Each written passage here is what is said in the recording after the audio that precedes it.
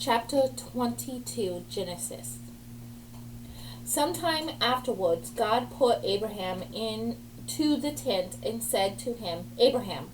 "Here I am," he replied.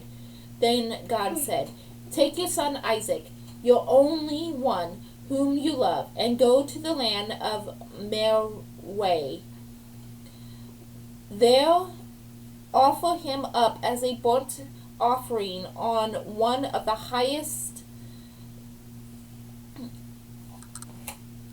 on one of the highest that I will point out to you."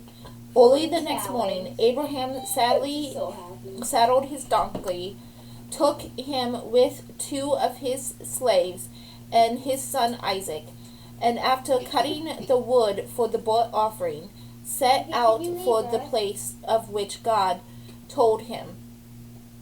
On the third day, Abraham caught sight of the place from a distance.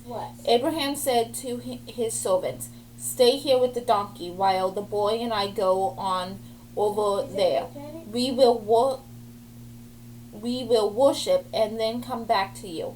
So Abraham took the wood for the burnt offering and laid it on his son Isaac, while he himself carried the fire and the knife. As the two walked on together, Isaac spoke to his father Abraham. "Father," he said. "Here I am," he replied. Isaac continued, "Here are the fire and the wood, but where is the sheep for the burnt offering?" "My son," Abraham answered, "God will provide the sheep for the burnt offering." Then the two walked on together. When they came to the place of which God had told him, Abraham bent at the altar and arranged the wood on it. Next he bound his son Isaac and put him on top of the wood of the altar. Then Abraham reached out and took the knife to slaughter his son. But the angels of God called to him from heaven, "Abraham, Abraham." "Here I am," he answered. "Do not lay a hand on your boy," said the angels. "Do not do the last thing to him. For now I know that you fear God, since you did not withhold from me your son, your only son." Abraham looked up and saw a single ram caught by its horns in the thicket. So Abraham went and took the ram and offered it up as a burnt offering in the place of his son. Abraham named the place Yaruyiva.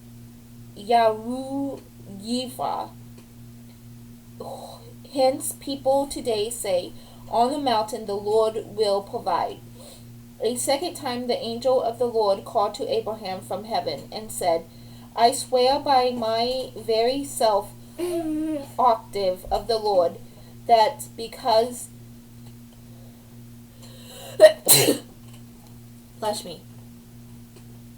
because your acts as you did in not withholding from your son, your only son, I will bless you and make you descendants as countless as the stars and the skies and the sands of the seashores. Your descendants will take possession of the gates of their enemies, and in your descendants all the nations of the earth will find blessings, because you obeyed my commandments." Abraham then returned to his servants, and they set out together for Beersheba, where Abraham lived. Sometime afterwards, the news came to Abraham, "Melchi too has borne sons to your brother Nahor. Zau, his firstborn, his brother Baz, Chemol, the father of Aram, Chased, Hazo, Phildas, Dilops, and Bethuel. Bethuel became the father of Rebekah. These eight Malchi bore two: Neran, Abraham's brother, his consortin, whose name was Rimmon, his concubine, which name was Rimmon, also bore children: Tibah, Gahim, Tahash, and Mashi. End of chapter 22.